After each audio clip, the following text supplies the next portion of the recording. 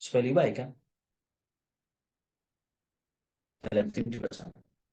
Nah, ada beberapa kebutuhan anggota tim yang harus diperhatikan supaya anggota tim kita itu semangat, antusias, fight, loyal, mencapai tujuan. Satu, kebutuhan untuk dikembangkan potensi dan talentanya. Jadi kita sudah singgung tentang talenta di Matius pasal 25 ayat 14 sampai dengan 30. Karunia Tuhan kasih juga di dalam 1 Korintus pasal 12 ayat 1 sampai 11. Kembangkan potensi mereka. Caranya gimana? Latih, bimbing. Kalau di perusahaan apa? Ikutkan dia dalam apa? Training, seminar. Kalau di gereja sama. Kita buat pelatihan. Jadi MC, singers, pemain musik. Di gereja itu kan. Kita buat latihan penginjilan. Supaya semua jemaat itu punya roh yang sama, semangat yang sama. Seperti kita untuk apa? Punya hati menginjil. Kembangkan mereka. Bapak Ibu, jemaat jangan hanya kita jadikan objek pelayanan. Tapi juga harus mereka sekaligus menjadi subjek pelaku daripada pelayanan itu. Jemaat akan loyal.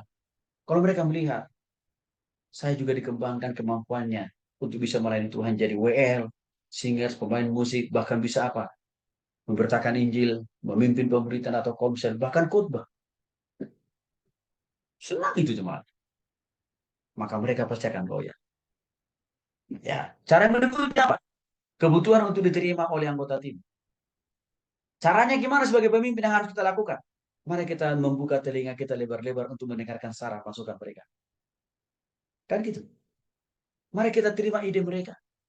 Kalau belum sempurna pun tidak apa-apa. Tugas kita sebagai pemimpin untuk menyempurnakan ide mereka itu kan. Karena semua orang Bapak Ibu senang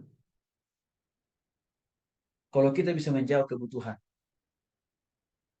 Kalau kita bisa mendengarkan ide masukan mereka. Mereka senang karena mereka akan bilang, oh iya ya, kehadiran saya sangat diperhitungkan juga. Di kantor ini, di gereja ini. Kan gitu. Maka terima semua orang. Ya, apapun potensinya, apapun kelebihannya termasuk kekurangan. Mereka kan tidak selalu sama ya. Tugas kita adalah pemimpin untuk bisa meminimalkan kekurangan itu. Yang ketiga, kebutuhan untuk mengejar tujuan. Pasti semua anggota dalam tim, dalam pelayanan, dalam pekerjaan, dalam usaha dan bisnis. Ya. Sana mereka ingin dilibatkan. Ambil bagian di dalam mencapai tujuan gereja itu. Maka disitulah kita harus berikan apa? Distribusikan. Tugas tanggung jawab apa yang mereka bisa lakukan. Di situ kita lakukan. Disitulah dalam perusahaan, dalam bisnis, kita harus kasih tugas apa, pekerjaan apa yang harus dilakukan oleh setiap staf dan karyawan itu. Jangan semuanya kita ambil alih. Capek Bapak Ibu, lelah. Hasilnya pun tidak banyak. Karena kita terbatas. Kebutuhan untuk mewakili orang, orang dan kelompok di luar tim. Ini bicara masalah pengembangan. Jadi artinya begini Bapak Ibu. Jangan hanya satu orang aja yang kita kembangkan dalam pelayanan, dalam pekerjaan, dalam perusahaan itu. Semua orang harus kita kembangkan. Maka untuk itu kita harus kasih kesempatan.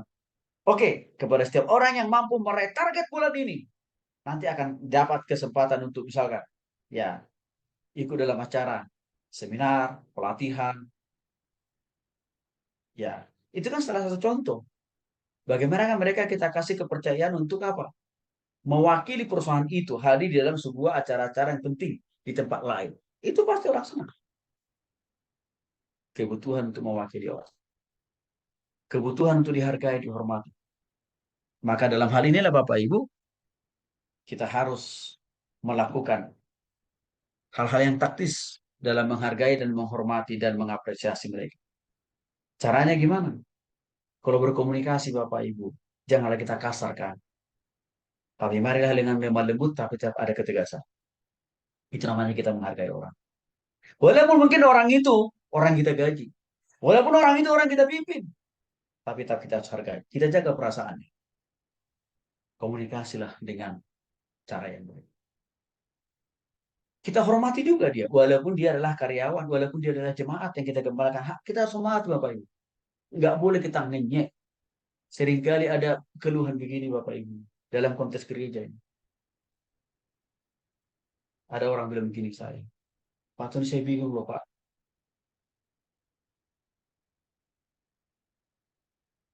Saya di gereja itu seperti dijadikan apa? melebihi daripada pembantu. Saya di perusahaan itu tidak dianggap manusia, Pak.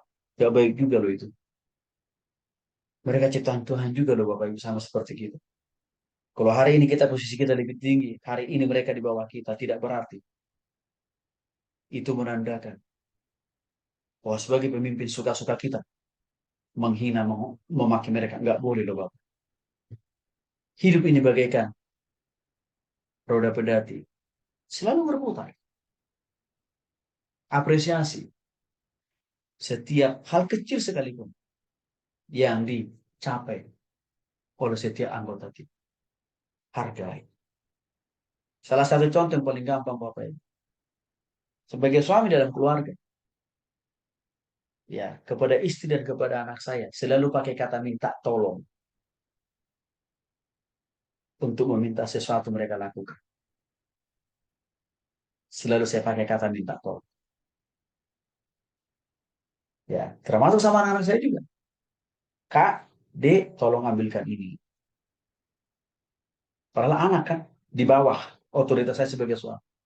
Mengapa penting itu? Karena saya menghargai, saya menghormati keberadaan mereka sebagai anak-anak saya.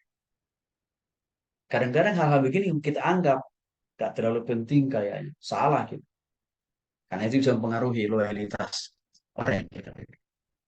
Tapi pun dikasih oleh Tuhan Yesus Kristus, saya kira firman Tuhan dalam materi membangun kerjasama tim ini